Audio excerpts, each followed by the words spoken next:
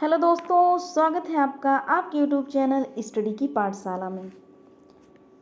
Daily Hindi व्याकरण से नाम से सीरीज चल रही है जिसमें डिस्कस किया जाता है आपके साथ विलोम शब्द, पर्यायवाची, समश्रुत, भिन्नार्थक शब्द, वाक्यांश के लिए एक शब्द, मुहावरे, लोकोक्तियाँ डिस्कस की जाती हैं। तो उसी के क्रम में बढ़ते हुए आज की क्लास स्टार्ट करते हैं। अगर आप इस चैनल पर नए हैं तो चैनल को सब्सक्राइब कर लीजिए, बेल आइकन को प्रेस कर लीजिए जिससे आपको अगली वीडियो का नोटिफिकेशन मिल सके। आइए आज की क्लास स्टार्ट करें। तो सबसे पहले लिया क्या गया है विलोम शब्द। तो विलोम शब्द में आइए डिस्कस करें। विलोम शब्द है सबसे पहले आशा। आशा का जो विलोम शब्द जो विलोम होता है निराशा। आशा आशा शब्द है जिसका विलोम क्या होता है निराशा। उसके बाद है आमिष, सामिस। इसका जो विलोम क्या होता है निरामिष। आमिष या सामिस का जो विलोम होता है निरामिष, और निरामिष क्या है निरामिष का विलोम सामिस।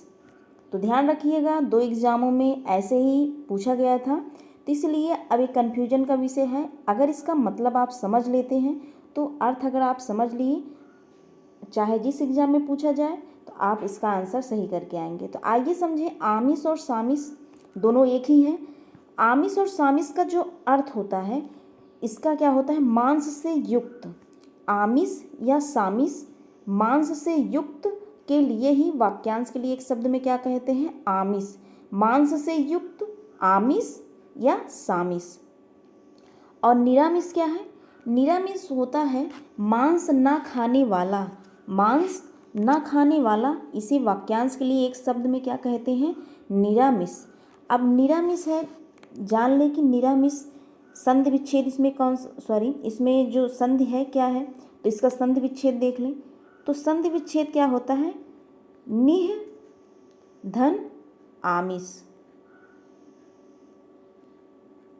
निरामिष का संधि विच्छेद निह धन आमिष क्या हो जाएगा निरामिष। इसमें क्या है विसर्ग संधि है, तो ध्यान रखिएगा निरामिष में कौन सी संधि, तो विसर्ग संधि। इसका भी संधि विच्छेद क्या है, तो निह धन आमिष क्या हो गया निरामिष। निरामिष का क्या होता है मांस ना खाने वाला। वाक्यांश के लिए एक शब्द में इसे क्या कहेंगे निरामिष। मांस ना खाने वाला निरामिष। जबकि आमिष क्या है या सामिष क्या है मांस से युक्त क्या होता है सामिष। तो आमिष या सामिष का जो विलोम होता है वो क्या होता है निरामिष। और निरामिष अगर दिया है तो आप आमिष या सामिष लगाइए। 2 एग्जामों में पूछा गया था इसलिए दोनों को एक साथ लिया गया है। तो इसके अर्थ को आई होप आप इसके अर्थ को समझ गए होंगे। आगे बढ़ें। आगे क्या है आकर्षक। आकर्षक का जो विलोम होता है अनाकर्षक। आकर्षक अनाकर्षक। उसके बाद एक है क्या आकर्षण। आकर्षण आकर्षण क्या होता है विशेष प्रकार का खिंचाव या लगाव। आकर्षण क्या होता है विशेष प्रकार का खिंचाव या लगाव। इसका जो विलोम क्या है विकर्षण या प्रतिकर्षण। विकर्षण या प्रतिकर्षण। तो विकर्षण है, तो विकर्षण का जो अर्थ होता है क्या, या प्रतिकर्षण का जो अर्थ होता है दूर हटाना। दूर हटाना। तो आकर्षण, विकर्षण, प्रतिकर्षण। आइए एक बार रिपीट करें। आशा, निराशा। आमिष, सामिष का जो विलोम है क्या है निरामिष। निरामिष, सामिष या आमिष। आकर्षक, अनाकर्षक, आकर्षण, विकर्षण या प्रतिकर्षण। आगे बढ़ें। आगे क्या है, आगे है पर्यायवाची शब्द। तो सबसे पहले 2 पर्यायवाची शब्द लिए गए हैं, एक आनंद का और दूसरा आपत्ति का। तो सबसे पहले आइए डिस्कस करें आनंद का पर्यायवाची। तो आनंद का जो पर्यायवाची है सुख। आनंद का पर्यायवाची सुख, चैन, प्रसन्नता, परितोष, मोद, विनोद, प्रमोद, आमोद, हर्ष, उल्लास, आह्लाद, खुशी, मजा। तो आप आह्लाद ऐसे भी देखेंगे, लिखा हुआ मिलेगा आपको।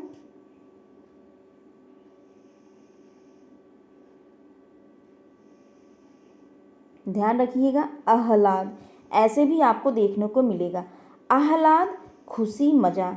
तो क्या है सुख, चैन, प्रसन्नता, परितोष, मोद, विनोद, प्रमोद, आमोद, ध्यान रखिएगा आमोद है, मोद विनोद प्रमोद आमोद, हर्ष उल्लास आह्लाद खुशी मजा। मजा क्या है? आनंद है। खुशी क्या है? आनंद है। आप ध्यान रखिएगा विनोद और प्रमोद नाम होते हैं, हर्ष भी नाम होता है। तो किसी का नाम है तो आनंद में, तो अगर किसी का नाम है तो हमेशा क्या रहेगा? आनंद में रहेगा। ऐसे रिलेट करके ध्यान रखिए। विनोद किसी का नाम है, आनंद भी नाम होता है, और प्रमोद हो गया, हर्ष भी किसी का नाम है। तो ये सब क्या है? आनंद के पर्यायवाची हैं। या आप एक लय में याद रखिए कैसे? मोद विनोद प्रमोद आमोद हर्ष उल्लास आह्लाद खुशी मजा, सुख चैन प्रसन्नता परितोष। उसके बाद मोद विनोद प्रमोद आमोद हर्ष उल्लास आह्लाद खुशी मजा। ये क्या है? किसके पर्यायवाची हैं? तो आनंद के पर्यायवाची हैं। किसके? आनंद के पर्यायवाची हैं। आगे बढ़े। आगे क्या है? आपत्ति। आपत्ति का पर्यायवाची क्या है? तो आपत्ति का पर्यायवाची आपदा। आपदा, आपदा आई है, विपदा, आफत, मुसीबत, विपत्ति।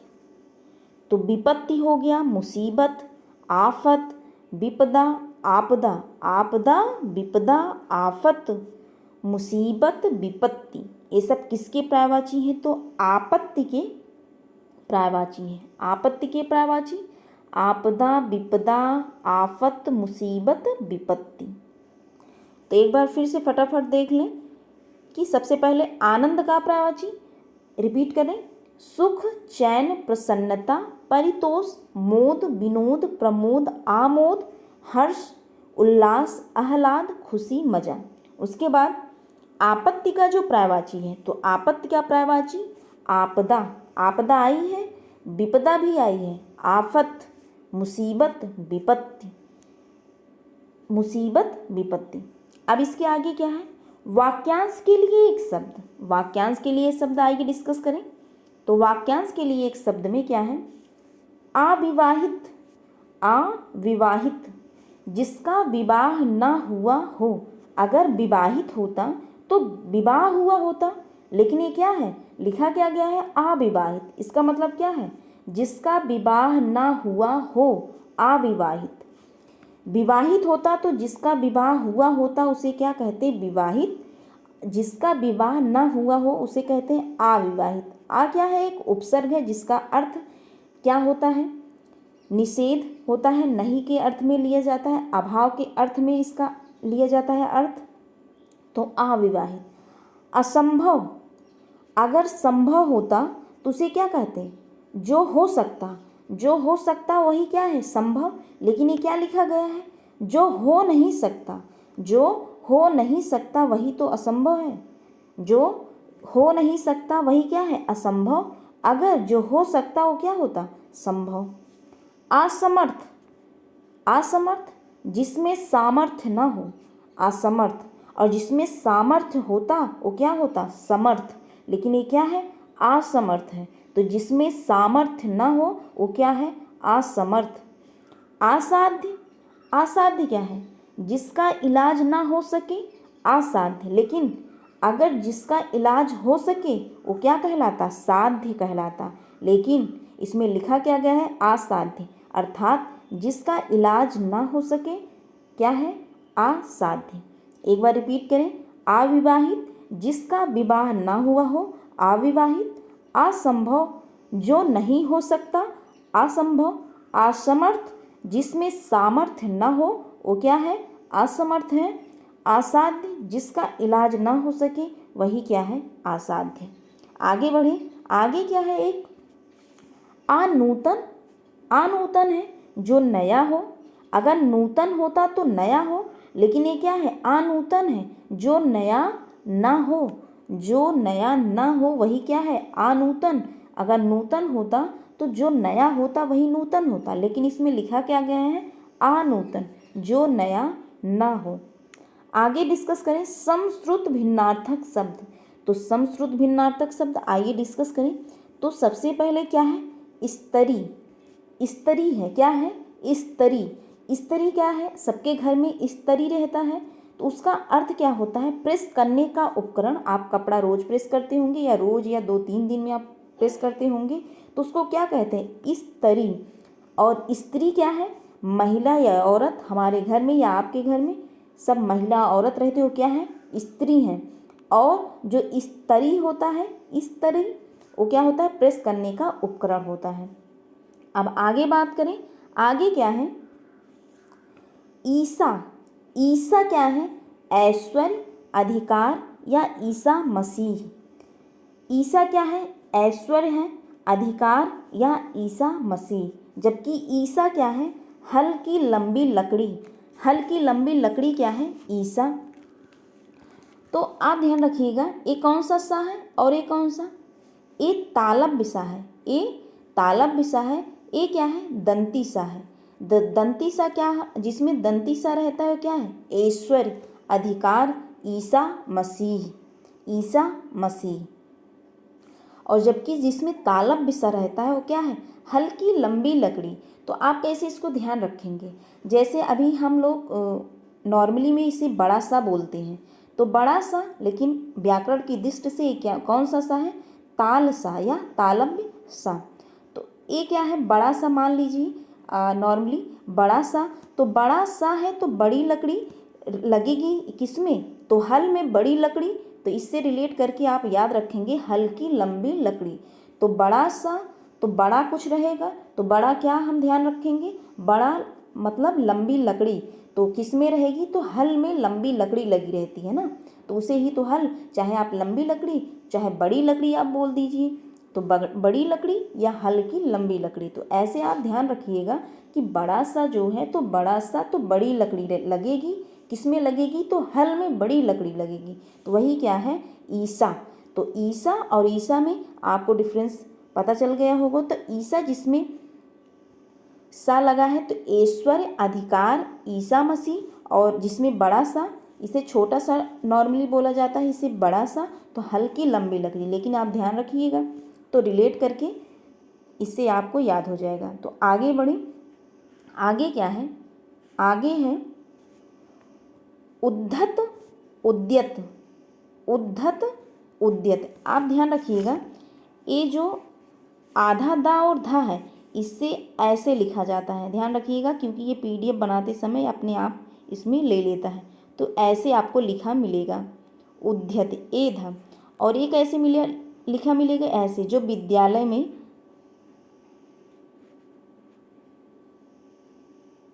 ये आपको मिलेगा। तो उद्धत, उद्धत है। उद्धत का जो अर्थ होता है उद्दंड, अक्खड़ और उजड्ड। उजड्ड आप जानते हैं, बहुत से बच्चे उजड्ड होते हैं, तो उजड्ड। तो उद्धत, उद्धत का उद्दंड, उद्दंड है, ये बंदर बहुत उद्दंड है। अक्खड़, उजड्ड। और जबकि उद्यत, उद्यत है जो नद। उद्यत, उद्यत का जो अर्थ है तैयार या तत्पर। ये उद्धत है जो पहला लिखा गया है उद्धत, उसको ऐसे लिखा मिलेगा आपको, ध्यान रखिएगा। और जबकि उद्यत जो है वो ऐसे लिखा आपको मिलेगा, जिस जो विद्यालय में धा रहता है। तो उद्यत तैयार तत्पर, उद्धत जो है उद्दंड, अक्खड़, उजड्ड। तो ध्यान रखिए, उद्धत क्या है? उज्जड़, सॉरी उजड्ड, उद्दंड, अक्खड़। और जबकि उद्यत क्या है? तैयार तत्पर। इसके द्या बोलते हैं, द्या। आधा दा और या से बनता है और ए आधा दा और धा से बनता है। आगे बढ़ें, आगे क्या है? मुहावरा। आइए मुहावरा डिस्कस करें। सबसे पहले क्या है मुहावरे में? अंगुली पकड़कर पहुँच पकड़ना। अंगुली पकड़कर पहुँच पकड़ना अर्थात इस मुहावरे का अर्थ क्या है? थोड़ा सा सहारा पाकर विशेष प्राप्ति के लिए उत्साहित होना। थोड़ा सा सहारा पाकर विशेष प्राप्ति के लिए उत्साहित होना, उसे कहते हैं अंगुली पकड़कर पहुँच पकड़ना। अंगुली पकड़कर पहुँच पकड़ना। आगे बढ़ें, आगे क्या है? अंगूठा चूमना अंगूठा चूमने का जो अभिप्राय है, चापलूसी करना या खुशामद करना, खुशामद करना या चापलूसी करना। अंगूठा दिखाना, ऐन मौके पर धोखा देना, पूरी तरह से या पूरी तरह से मना कर देना। अंगूठा दिखाना, ऐन मौके पर धोखा देना अथवा पूरी तरह से मना कर देना, उसे क्या कहते हैं? अंगूठा दिखाना। अगर कोई आपकी चापलूसी कर रहा है, वो क्या है? अंगूठा चूमना, उसको मुहावरे में क्या कहेंगे? अंगूठा चूमना या खुशामद करना। अंगूठा नचाना, अर्थात उस मुहावरे का अर्थ क्या है? चिढ़ाना। अंगूठा छाप होना, अर्थात निरक्षर होना। अंगूठा छाप होना, निरक्षर होना। तो जो व्यक्ति पढ़े लिखे नहीं होते वो क्या होते हैं? निरक्षर होना, अर्थात अंगूठा छाप होना। आगे क्या है? लोकोक्तियाँ। आइए आपके साथ लोकोक्तियाँ डिस्कस करें। लोकोक्तियाँ जो हैं, सबसे पहला क्या है? आदमी पानी का बुलबुला है। आदमी पानी का बुलबुला है, इसका जो अभिप्राय क्या होता है? मनुष्य का जीवन नश्वर है। जैसे बुलबुला, जो पानी का बुलबुला होता है, उसका जीवन काल निश्चित नहीं, चाहे जब तुरंत फूट जाए, उसी प्रकार इसका अर्थ लिया गया है क्या? मनुष्य का जीवन नश्वर है। आगे क्या है? आदमी बसे और सोना कसे। आदमी बसे और सोना कसे, इस लोकोक्ति का अभिप्राय क्या है? साथ रहने पर मनुष्य की और कसौटी पर सोने की परख होती है। सही बात, किसी मनुष्य के साथ अगर आप रहेंगे तभी उस मनुष्य को समझ पाएंगे, और उसी प्रकार कहा गया है कसौटी पर सोने की परख होती है। तो उसको लोकोक्त में क्या कहा गया? आदमी बसे और सोना कसे। आगे क्या है? आधा तीतर आधा बटेर। एक घा लिख दिया गया, लेकिन जबकि यहाँ धा रहेगा, ये थोड़ा टाइपिंग एरर है, ध्यान रखिए। आधा है, आधा तीतर आधा बटेर। तो इस लोकोक्ति का अभिप्राय क्या है? अनमेल वस्तुओं का संयोग। अनमेल मतलब जो मेल ना हो उनका, अनमेल वस्तुओं का संयोग अर्थात बेमेल मिश्रण। जैसे कि एक अनुपात में अगर आप किसी चीज़ को मिलाएंगे, अगर आपको शरबत बनाना है, आप सही अनुपात में हर चीज़ मिलाएंगे तो अच्छा शरबत मिलेगा। लेकिन अगर आप शरबत में ज़्यादा पानी कर दिए या ज़्यादा चीनी कर दिए, वो क्या हो गया? बेमेल हो गया, बेमेल मिश्रण हो गया। वही है कि आधा तीतर आधा बटेर का अर्थ जो है अनमेल वस्तुओं का संयोग अथवा बेमेल मिश्रण। ध्यान रखिएगा। 8 कन्नौजिया 9 चूल्हे। 8 कन्नौजिया 9 चूल्हे, अर्थात इस लोकोक्ति का अभिप्राय क्या है? मेल से न रहना। सही बात है, जब 9 चूल्हे एक घर में हो गए तो क्या है? मेल से नहीं है, मेल से नहीं है, आसपास उनके बीच जो संबंध है अच्छा नहीं है।